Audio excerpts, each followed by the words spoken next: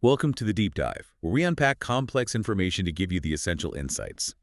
Today, we're plunging into a topic that touches everyone, from the highest levels of government and global corporations right down to you, the individual internet user. The complex and often shadowy world of cyber warfare. That's right. And our guide for this deep dive is Jon DiMaggio's 2022 book, The Art of Cyberwarfare, an investigator's guide to espionage, ransomware, and organized cybercrime. It's a really insightful look. Our mission today is, well, to cut through the noise and give you a really clear understanding of today's advanced cyber threats. We'll explore who's behind them, what drives them, and, exactly how these incredibly sophisticated attacks actually unfold. You'll walk away with a much better grasp of how to identify, attribute, and maybe even begin to mitigate these threats. Yeah, we'll pull back the curtain on some real-world examples. Think quiet nation-state espionage all the way to those devastating ransomware attacks we hear about.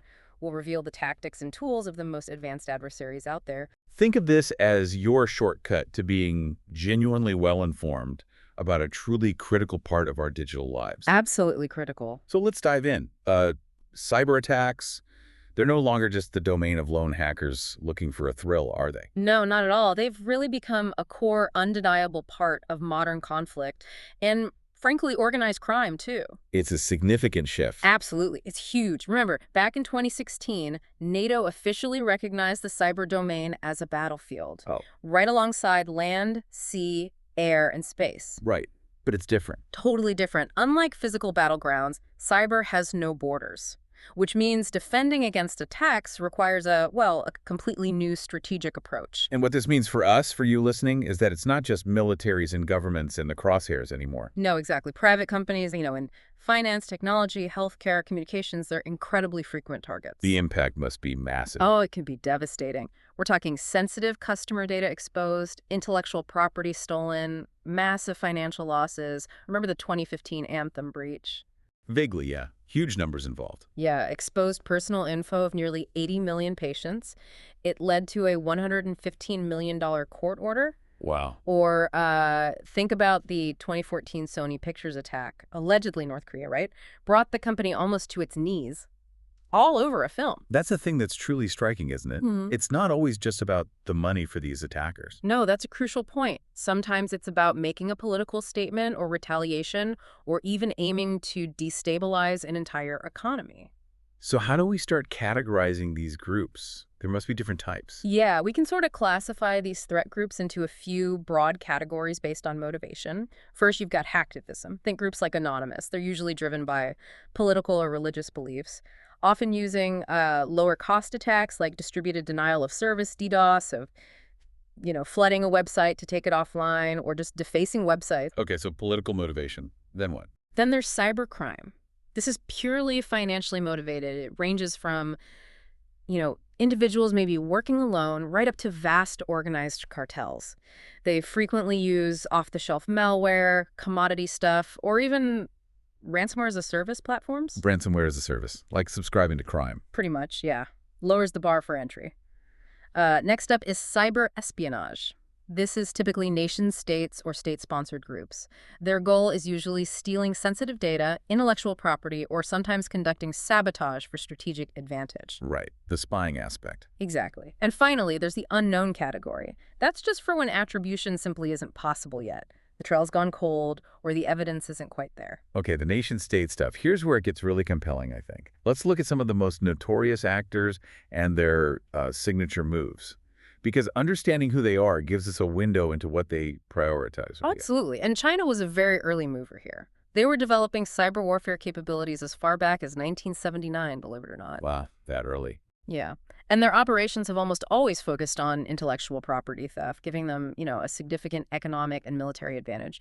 We saw this with Titan Rain back in 2003. That was a multi-year campaign targeting U.S. defense and tech labs. Okay. Then Hidden Links, around 2011, 2012, they went after the U.S. Department of Defense, IT, aerospace, energy, really critical industries. But the big one, the one that really changed things. Right, that was Mandiant's APT-1 report in 2013. This was, unprecedented. A private company publicly exposed a Chinese People's Liberation Army subgroup, Unit 61398. Wow. They had satellite photos, infrastructure details, The works. This public outing basically forced the unit to shut down its entire cyber infrastructure. Huge embarrassment. So that stopped them. Well, there was a 2015 U.S.-China agreement that initially saw a drop in attacks against the U.S., but Chinese cyber espionage picked right back up after 2017. So temporary pause, maybe. Okay, China. Who else are the big players? Russia comes to mind. Definitely. Russia has one of the most advanced offensive cyber programs globally.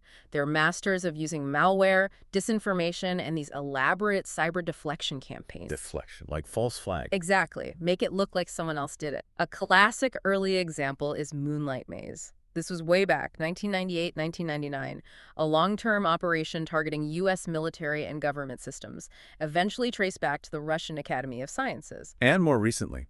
Well, in 2007, remember the dispute over the statue in Estonia? Vaguely, yes. Estonia experienced massive DDoS attacks, crippled its banks, government, media websites. It showed how even sort of basic cyber tools, when used strategically, could have a devastating national impact. Then Georgia. Right, the Georgia conflict in 2008. As Russia invaded physically, Georgian websites, including the president's, were hit with DDoS attacks and defacements. Pro-Russian propaganda. They leveraged the fact that a lot of Georgia's internet traffic actually routed through Russia at the time. Clever, in a way. And from 2007 to 2013, there was Red October, a really sophisticated, long-running espionage campaign stealing data from diplomatic, governmental, scientific organizations, mostly in Eastern Europe and Central Asia. They used advanced malware, multi-layered command and control, CNC infrastructure. They could even steal data from phones plugged into infected computers via USB. Very advanced stuff. Okay, so China, Russia. What about Iran? Iran, too. They've spent over 2 decades building up formidable state-sponsored espionage and sabotage capabilities.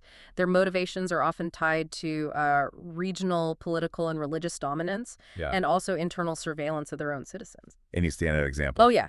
The DigiNotar incident in 2011. This was incredibly sophisticated. Iran orchestrated a man-in-the-middle attack to surveil Iranian Gmail users. How did they manage that? They compromised DigiNotar. That was a legitimate company issuing digital certificates, the online passports that verify websites are authentic. Great, the little padlock icon. Exactly. By compromising DigiNotar, they could fraudulently issue fake certificates for sites like Gmail.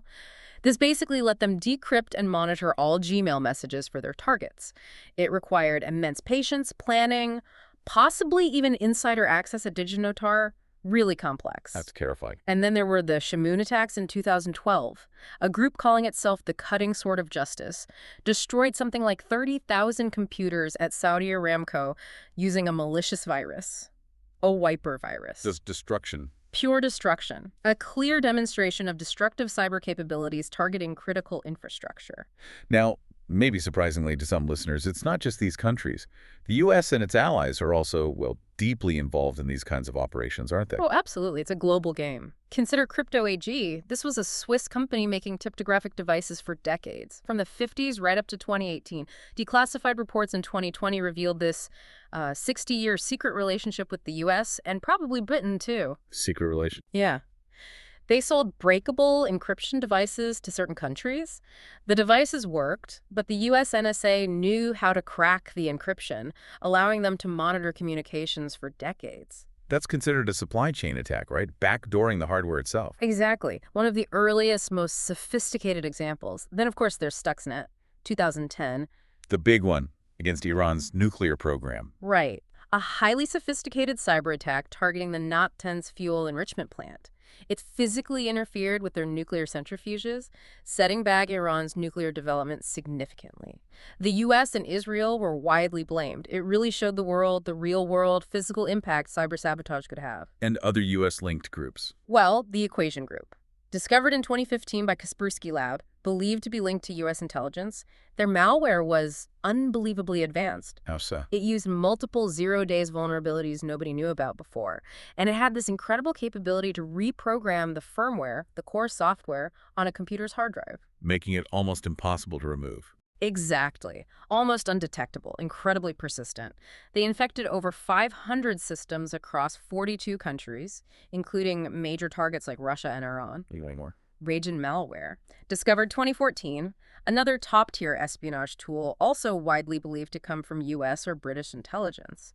It was active in Russia, but famously targeted Belgacom, a major Belgian telecom company, from 2010 to 2013. What made Region special? Stealth. It was incredibly stealthy. Stored stolen data mostly in the computer's memory, not written to disk where it's easier to find.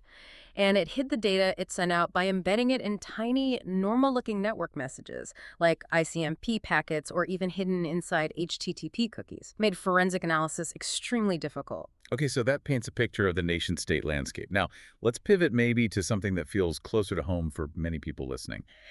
Ransomware. It's not just a low-level nuisance anymore, is it? No, that's a critical distinction. Historically, ransomware was largely automated. Worms spreading, infecting as many systems as possible indiscriminately. Spray and pray. But it's changed. Fundamentally evolved. It's now often human-driven, highly targeted. What does that mean in practice? Human-driven. It means attackers are spending days, sometimes weeks, inside a victim's network before they trigger the ransomware.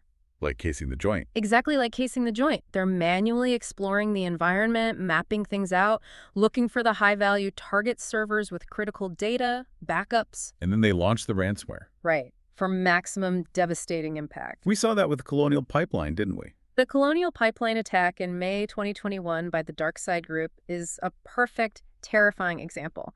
Shut down the largest gas pipeline on the U.S. East Coast, caused widespread fuel shortages, panic buying. And this isn't isolated. You mentioned this trend of big game hunting ransomware. Yeah, since around 2015, these variants have crippled major medical centers, ports, transportation networks, government systems, big targets, big payouts. Can you give an example? Like, how do they operate inside the network? Sure. Take Gogolocker. That was seen in the 2019 Norsk Hydro attack, a huge aluminum company. The adversaries did extensive reconnaissance first, used spear phishing those targeted emails and malware disguised as legitimate software. But crucially, once inside, they leveraged legitimate built-in system administration tools, things like WMIC and PCZEC, tools sysadmins use every day. To spread the ransomware. Exactly.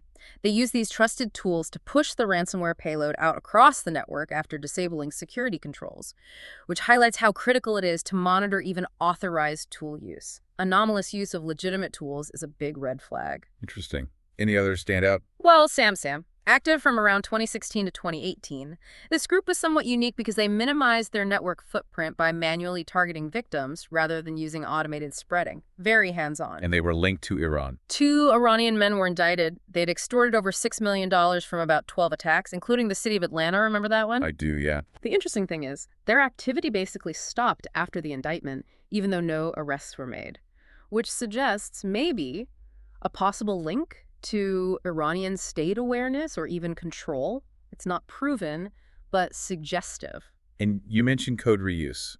That seems efficient, if devious. Oh, very common. Ransomware like Ryuk, Gogolocker, BitPaymer, Megacortex, big names, they all share source code, or parts of it, with Hermes ransomware. Hermes? Yeah, Hermes was originally sold for just like $300 on an online criminal market, which suggests there might be a common developer for the base code, and then different criminal groups add their own features, their own distribution methods. And what's really striking, again, is how these ransomware attacks, even though they're about money, often mirror the sophisticated TTPs, tactics, techniques, procedures used by nation-states. Exactly. Things like spear phishing for initial access, using PowerShell scripts to disable security software, leveraging legitimate tools like SecSec for distribution. The line is definitely blurring. Cybercrime learning from espionage. Or perhaps even overlapping personnel or tooling. It's complex. And speaking of blurring lines in finance, Duh. beyond crippling systems or stealing data, we're now seeing nation-states directly, well, robbing banks,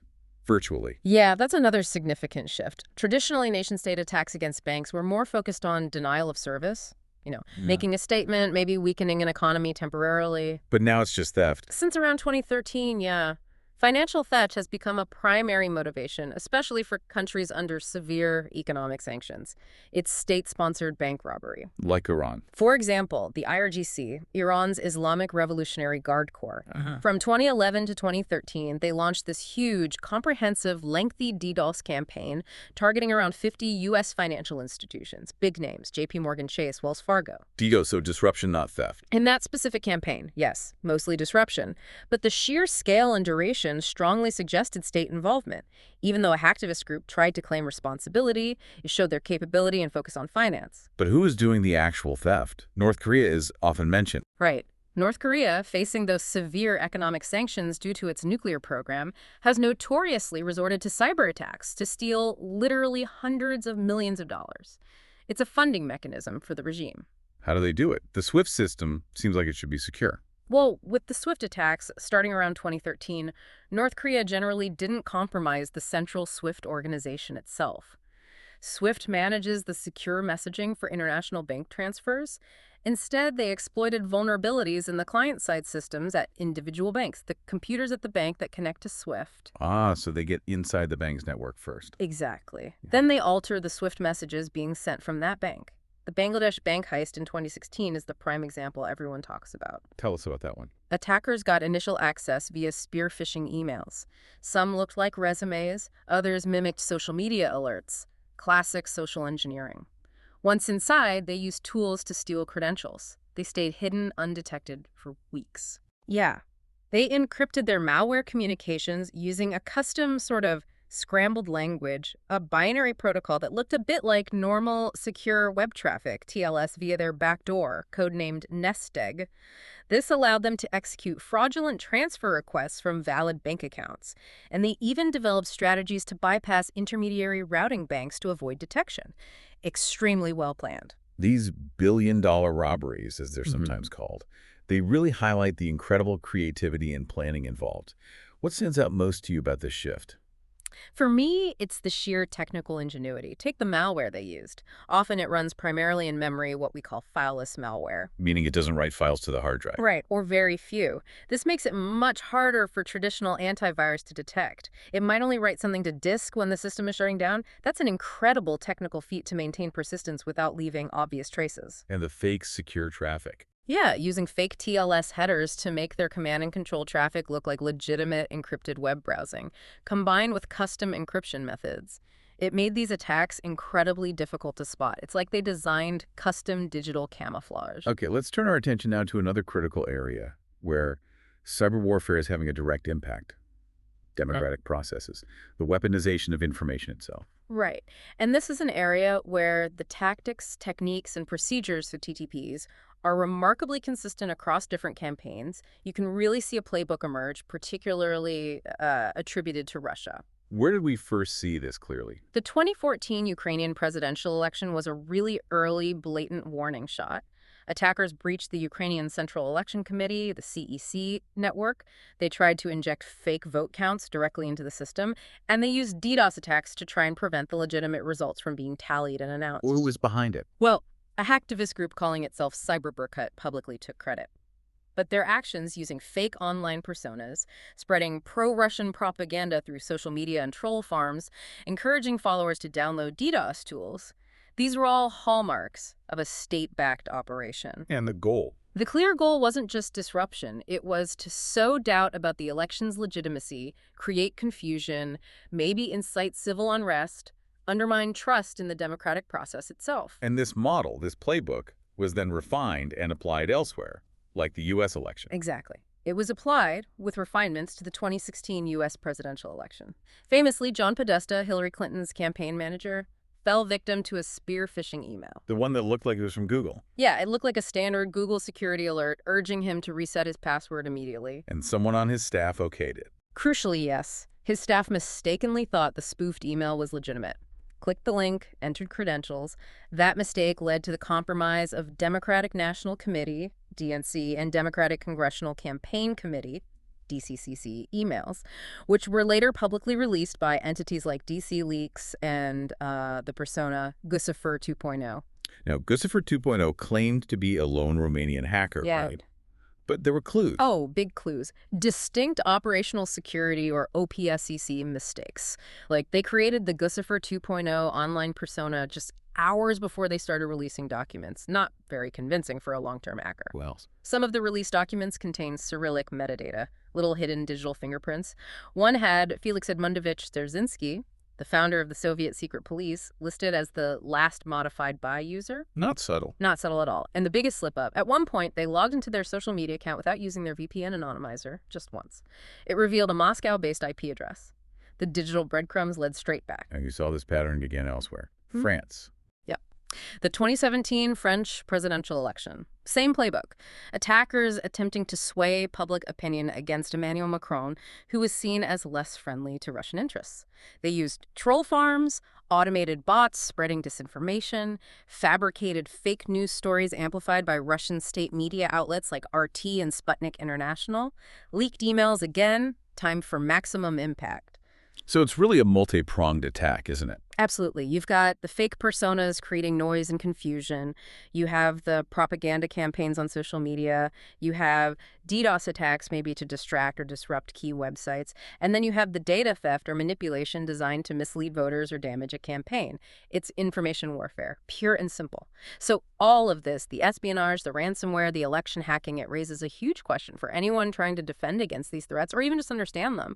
How do you figure out who's actually behind an attack? Attribution. Which sounds incredibly difficult. It is. It's genuinely one of the most challenging aspects of cybersecurity. Because the attackers, especially sophisticated nation states, go to incredible lengths to remain anonymous, right?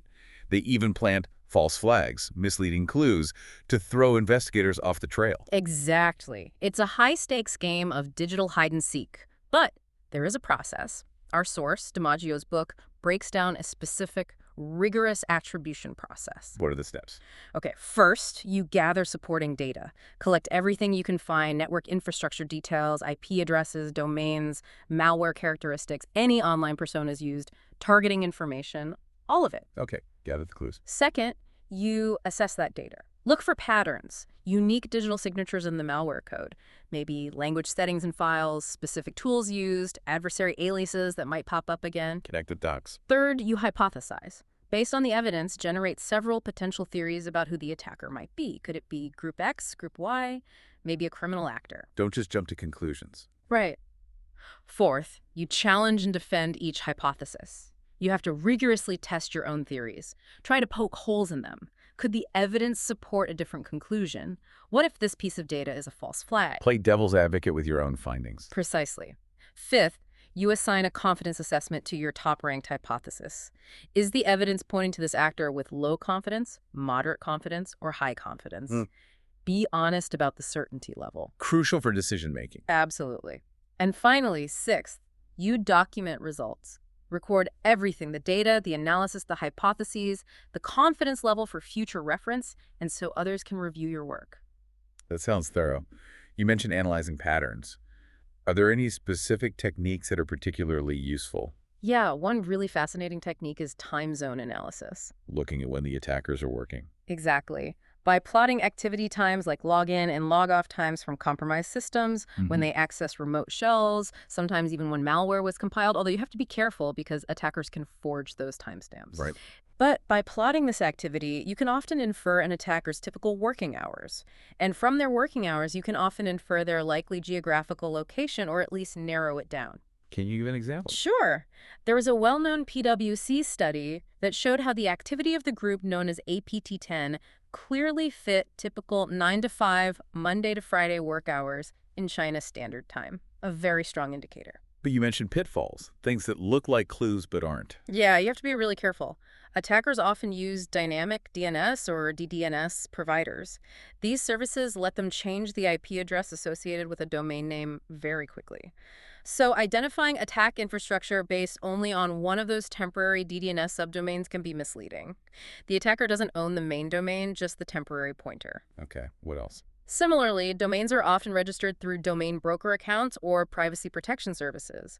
So finding the registration details for a malicious domain doesn't necessarily lead you directly to the attacker. It might lead to the broker or a fake identity. And IP addresses alone aren't enough. Definitely not. You can't solely rely on geolocation for IP